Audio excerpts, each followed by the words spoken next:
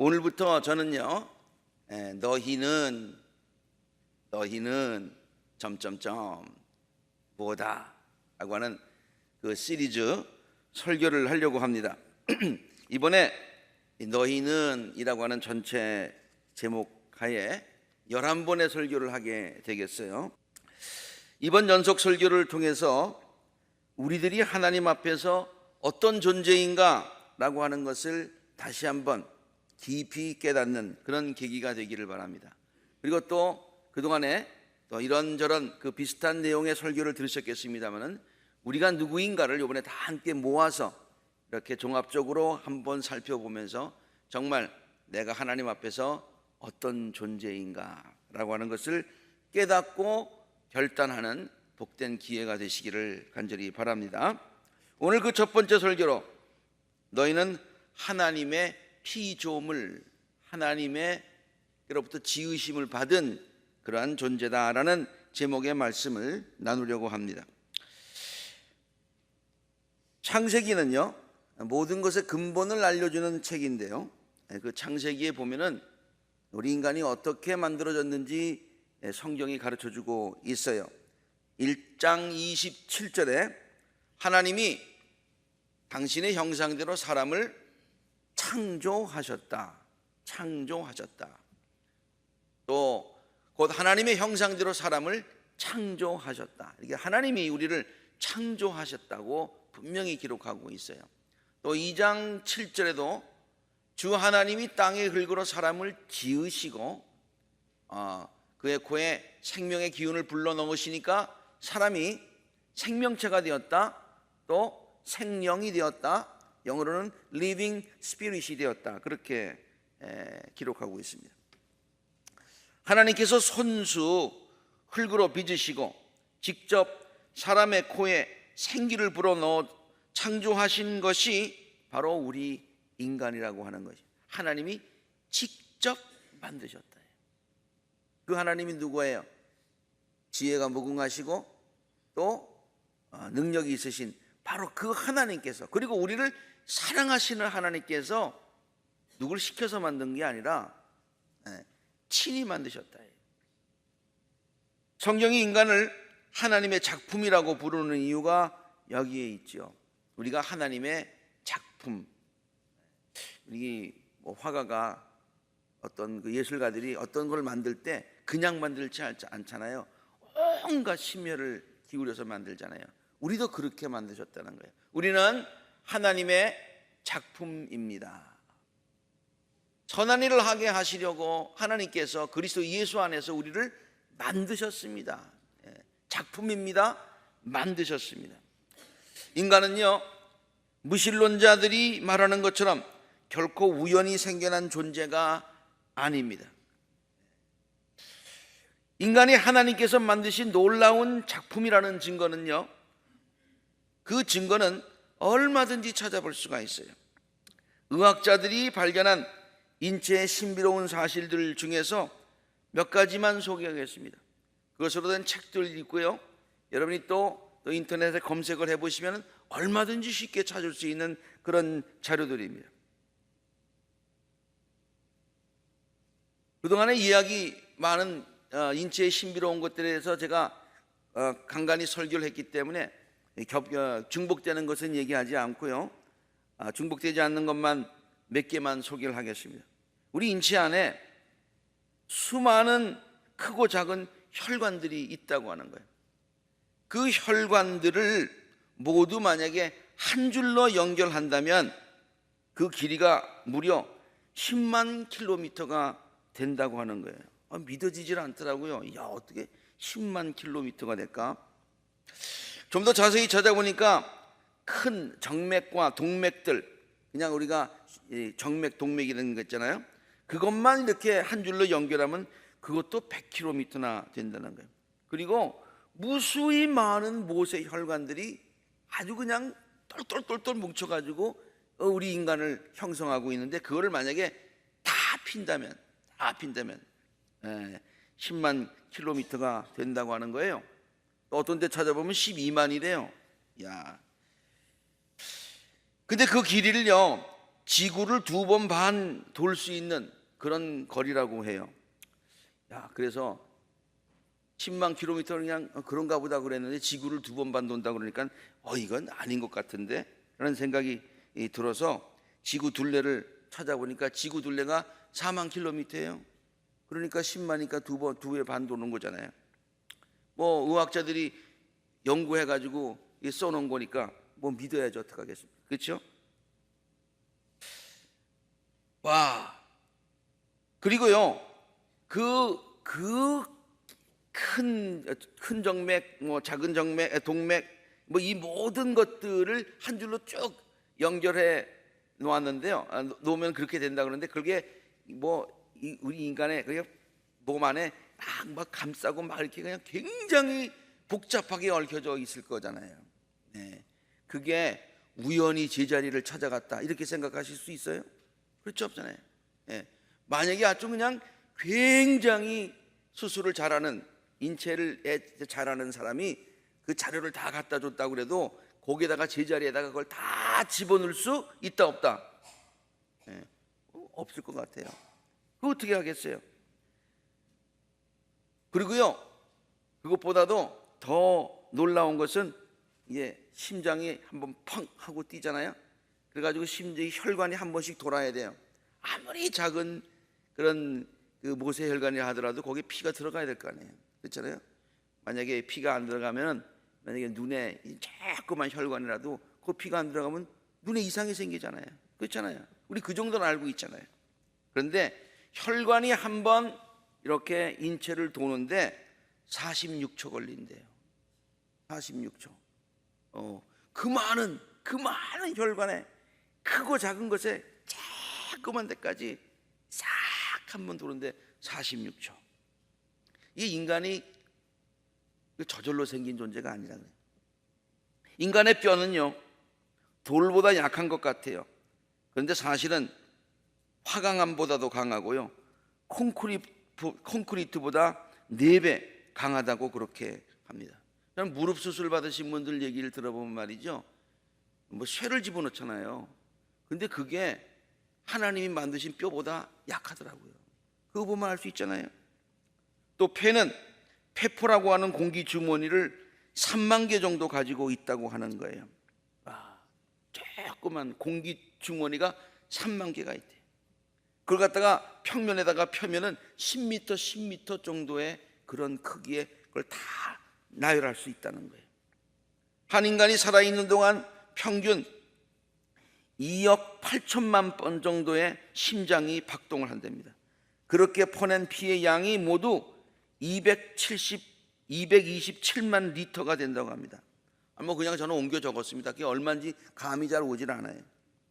자, 그 다음에 또 재미있는 통계가 있는데요, 자동차를 만드는 데는 13,000개의 부품이 필요하고 747 여객기를 만드는 데는 300만 개의 부속품이 필요하고요, 우주 왕복선을 만드는 데는 500만 개의 부속품이 필요하다고 합니다. 그런데 인간의 몸에는 여러분 10조 그러면 잘 감이 안 잡힐 것 같아서 제가 다 썼어요. 이렇게 동그라미를 하나씩 내가 혹시 잘못하나 다 계산해 가면서 썼어요. 그리고 일시, 백, 천만, 십만, 그러니까 10조야.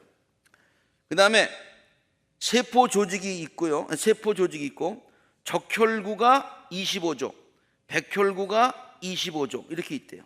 그리고 그 세포들을 이루고 있는 원자수를 계산해 본다면 그 숫자가 다음과 같은 거예요. 이 원자의 숫자입니다. 그래서 제가 알고 있는 그 카운트하는 그 해보면 단시, 백, 천만, 십만 해가지고 그 다음에 좀 못 세겠어요. 어떻게 세는지 모르겠어요. 그래서 그냥 숫자를 옮겨 적은 것입니다.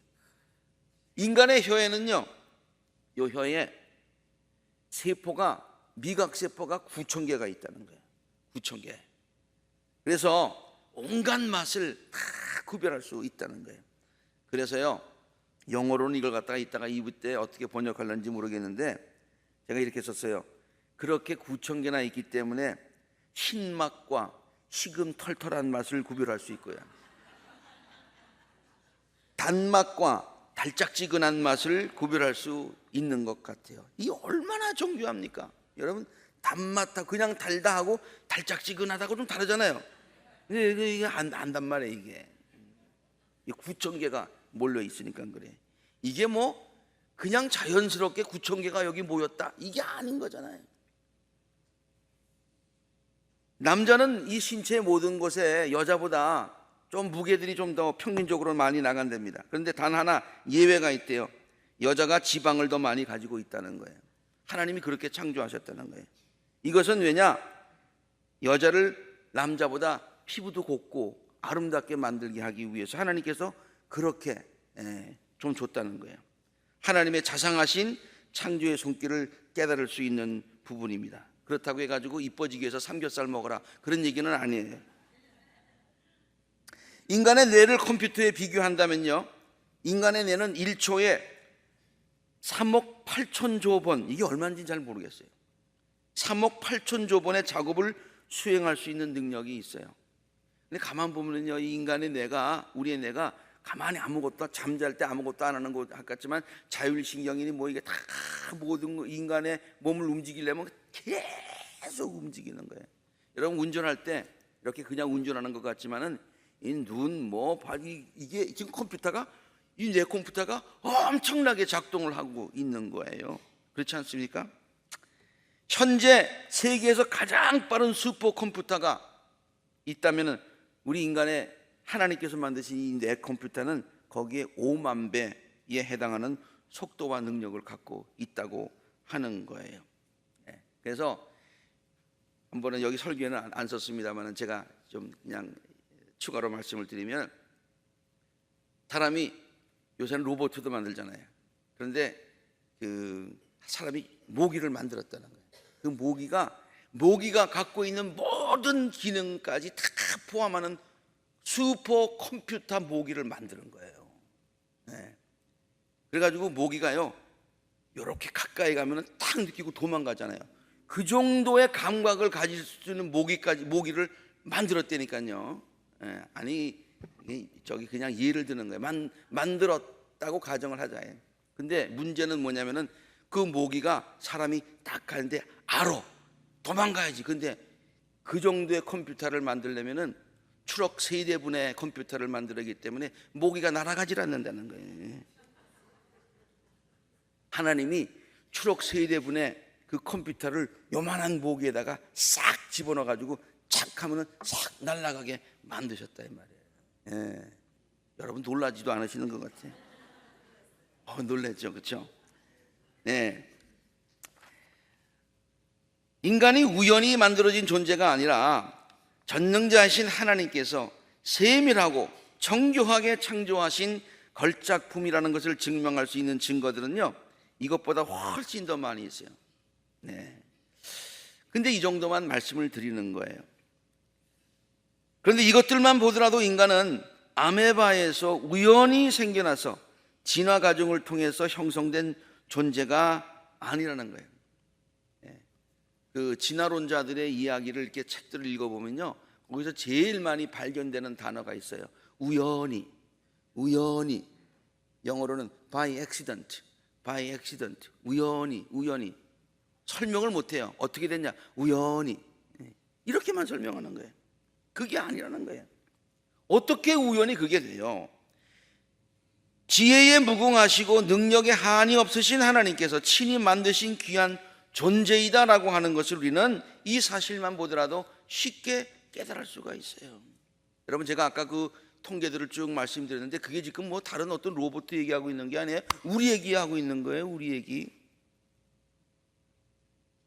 이러한 사실들을 보고도 하나님께서 인간을 창조하신 것이 아니다라고 말하는 것은요, 낯을 놓고도 그것이 기억자인 줄을 모르는 것보다 더 무지한 것이고요, 하나님의 존재를 애써 부인하려는 인간들의 고집과 오만이라고 밖에는 생각할 수가 없다, 그런 얘기예요.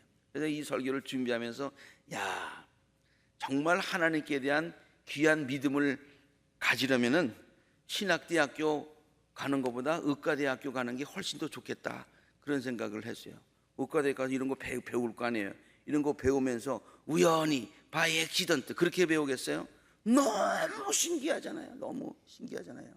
그리고 여기다가 신경 조직까지 공부한다면은 더 묘하잖아요. 그냥 여기에 신경 조직이 딱 있어가지고 컴퓨터에 딱 연결돼 가지고요, 무슨 스트레스가 딱 하면 소화가 팍 안 돼. 이거 어떻게 우연히 만들어진 거냔 말이에요, 이게. 예.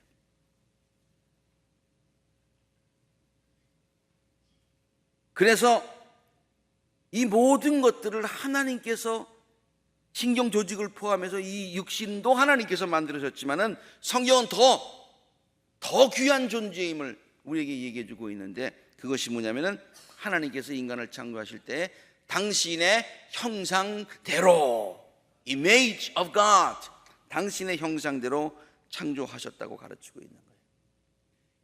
하나님을 닮았다. 이거 얼마나 특권입니까? 그렇지 않으세요? 인간이 하나님의 형상대로 창조받았다는 의미가 무엇입니까? 그것은 두 가지 의미가 있어요. 우리 인간들도 영이신 하나님을 닮은 영적인 존재로 지음을 받았다. 영적인 존재로 지음을 받았다. Living soul, living spirit. 하나님이 홀리 스피릿인 것처럼. 두 번째, 영이신 하나님께서 영원한 분이시잖아요. 영이시니까 영원한 분이세요. 그런데 우리들도 영원한 존재로 지음 받았다, 그런 뜻이에요. 영원한 존재로 지음 받았다. 얼마나 대단합니까? 영원한 존재로 지음을 받았다니. 그래서 이 세상을 사는 동안에는 영적인 존재로서 영적인 하나님과 교제하며 신령한 축복을 누리며, 하늘의 신령한 축복과 땅의 기름진 축복을 누리며 살도록 그님께서 하시고, 두 번째, 영원한 존재로 지음을 받았기 때문에 죽음의 문을 통과한 후에도 영원하신 하나님과 영생토록 복락을 누리며 살아갈 수 있는 존재로 우리를 만들어 주셨다는 거예요. 우리가 알고 있는, 그동안에 늘 들은 얘기지만 오늘 이 말씀을 통해서 다시 한번 깨달아요. 이 얼마나 큰 축복입니까? 우리 인간을 하나님께서 이렇게 귀한 존재로 지으셨다는 거예요. 우리는 그런 존재라는 거예요.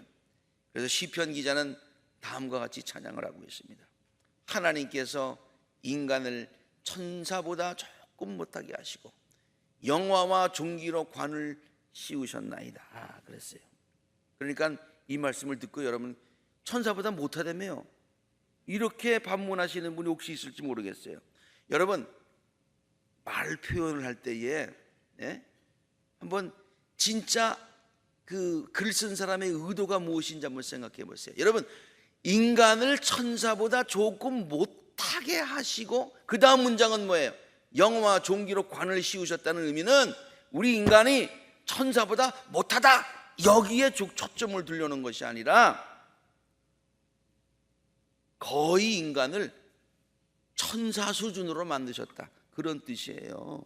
조금 천사보다 조금 못하게, 거의 천사 수준이다, 천사 수준.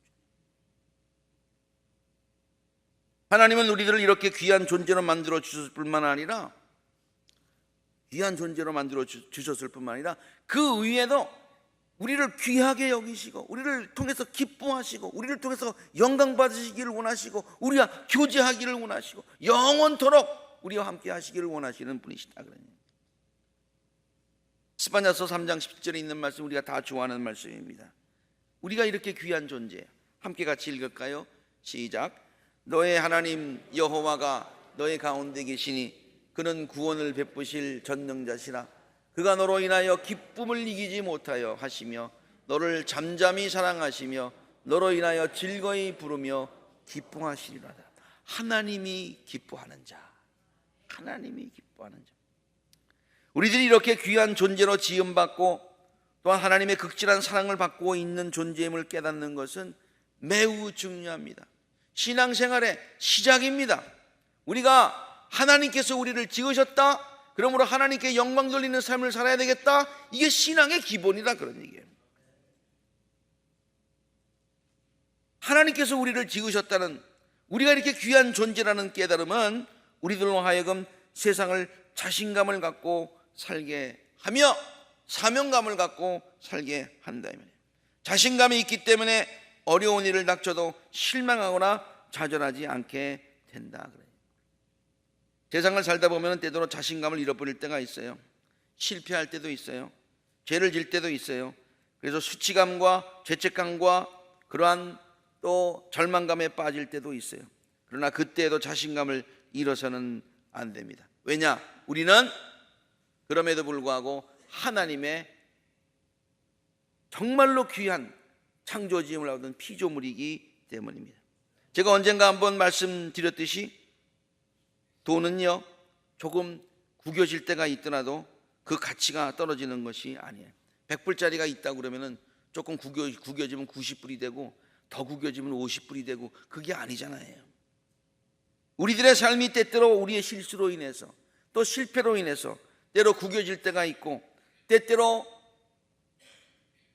초라해질 때가 있을지라도 우리들은 여전히 하나님의 사랑받는 하나님의 작품이다 라고는 그런 자긍심을 가지고 살아가는 것이 우리 성도들의 마땅한 자세인 줄로 믿습니다. 하나님께서 우리들을 이렇게 귀한 존재로 창조하여 주셨다는 깨달음은요 자연스럽게 우리들로 하여금 우리들을 향하신 하나님의 창조의 목적에 관심을 갖게 합니다. 하나님께서 왜 우리들을 이렇게 귀한 존재로 창조하여 주셨을까? 세상에 많은 생물들이 있고 많은 식물들이 있고 많은 것들이 있는데 거기에 비유하지 않고 우리를 세상에 있는 피조물들과 비유하지 않고 천사에 비유하셔서 거의 천사의 수준으로 우리를 창조하신 이유가 무엇일까? 그런 얘기예요. 이 질문에 대하여 성경은 하나님께서 우리들을 이렇게 귀한 존재로 창조하신 이유가 우리들로 하여금 하나님의 영광을 드러내며 살게 하기 위함이다 라고 분명히 우리에게 가르쳐주고 있습니다. 전도서 12장 13절에 있는 말씀, 일의 결국을 다 들어보니 세상에 있는 모든 일들을 다 지식을 다 종합해 보니 내가 한 가지 깨달은 것이 있는데 하나님을 경외하고 그 명령을 지키며 하나님께 영광 돌리고 살아가는 것이 이것이 모든 사람의 본분이더라 그런 얘기예요. 화가가 그림을 그리는 이유가 무엇입니까? 자기가 만든 작품을 통하여 기쁨을 얻기 위함 아닙니까? 만들고 보니 기뻤다는 얘기가 아니라 기뻐하기 위해서 만드는 것이지요. 마찬가지입니다. 하나님께서 우리들을 당신의 걸작품으로 만드신 이유가 무엇입니까? 그것은 하나님께서 우리들을 통하여 기쁨과 영광을 거두시기 위해서, 영원토록 교제를 나누시기 위해서, 기쁨을 나누시기 위해서, 하나님의 기쁨이, 우리의 기쁨이 하나님의 기쁨이 되시게 하시기 위해서 우리들을 창조하셨다는 게 Purpose Driven Life, 목적이 이끄는 삶의 저자 릭 워렌은 이런 하나님의 창조의 목적을 다음과 같은 아주 짧은 한 문장으로 너무 명쾌하게 우리에게 가르쳐주고 있습니다. We are created by God. 하나님에 의해서 만들어졌어요. And for God. 하나님을 위해서 지음을 받았다. 우리들의 삶이 풍성해지는 성경적인 비결이 있지 않습니까? 그것은 우리들의 삶이 하나님께 영광 돌리는 삶을 통해서 풍성하여 진다고 하는 것입니다. 이것은 세상이 가르치는 원리와 정반대되는 것이죠. 그래서 사람들은 하나님의 영광을 구하기보다 자신의 유익을 먼저 구하려고 합니다. 하나님을 믿는 목적도 하나님의 능력을 힘입어서 자신이 잘 되려고 할 때가 많습니다. 그러나 성경은 그 반대가 성경적인 진리인 것을 우리에게 가르쳐주고 있어요. 하나님께 영광을 돌려야 우리의 삶이 풍성해진다 그런 얘기예요. 마태복음 10장 39절 자기 목숨을 얻으려고 하는 사람, 자기의 영광을 먼저 구하는 사람은 결국 다 잃게 돼 있어요. 나를 위하여 자기 목숨을 잃는 사람, 하나님의 나라와 하나님의 의를 구하는 사람, 하나님께 영광을 돌리는 사람은 목숨을 얻고 그 외에 모든 것을 하나님께서 도와주시는 축복이 임하게 된다 그런 얘기예요. 성경적인 진리예요. 저는 복음성가 중에서 당신은 사랑받기 위해 태어난 사람이라는 노래를 참 좋아합니다. 이 노래는 교회 안에서만 불려진 노래가 아니라 한때 대중가요처럼 많은 사람들이 즐겨 부른 노래이기도 한 것을 잘 압니다. 당신은 사랑받기 위해 태어난 사람, 당신의 삶 속에서 그 사랑받고 있지요. 태초부터 시작된 하나님의 사랑은 우리의 만남을 통해 열매를 맺고 당신이 이 세상에 존재함으로 인해 우리에게 얼마나 큰 기쁨이 되는지, 당신은 사랑받기 위해 태어난 사람, 지금도 그 사랑 받고 있지요. 제가 제대로 부르면 잘 부르는데 지금 설교 시간에 부르니까 이렇게 부르는 거예요. 사랑받기 위해서 태어나. 제 2탄도 나왔어요. 노래가 너무 좋아가지고 영화가 2편이 나오듯이 이 노래도 아주 그냥 복음성가가 됐어요. 감사해요. 깨닫지 못했었는데 내가 얼마나 소중한 존재라는 걸, 태초부터 지금까지 하나님의 사랑은 항상 날 향해 있다는 것, 그 다음에요, 당신은 사랑받기 위해 하나님께 창조받았어요. 그리고 사랑을 전하기 위해 창조받았어요. By God, for God. 아니, 주께서 택하시고 이 땅에 심으셨네. 또 하나의 열매를 우리에게 바라시면서, 우리를 통해서 영광 받으시기를 바라시면서 우리를 창조하셨다는 얘기예요. 사랑하는 우리 아콜라자들의 모든 성도 여러분, 나는 하나님께서 창조해 주신 귀한 존재라는 그런 자존감을 가지고 살아가실 수 있게 되기를 바랍니다. 나는 이라는 그런 제목의 첫 번째가 하나님께서 우리를 지으셨다. 그리고 나는 하나님께 영광을 돌리며 살아가야 되는 존재이다. 이런 자긍심을 가져야 되는 거예요. 그런 자긍심을 가질 때 이 세상을 기쁘게 승리하며 소명감 가지며 자신 있게 살아갈 수 있을 줄로 믿습니다. 하나님께서 사랑하여 주시고 은혜 주시기를 기뻐하는 존재로서 하나님께 마음껏 영광 돌리는 귀한 삶을 살아가시기를 우리들의 삶의 창조자가 되시고 주관자가 되시는 주님의 이름으로 간절히 축원합니다.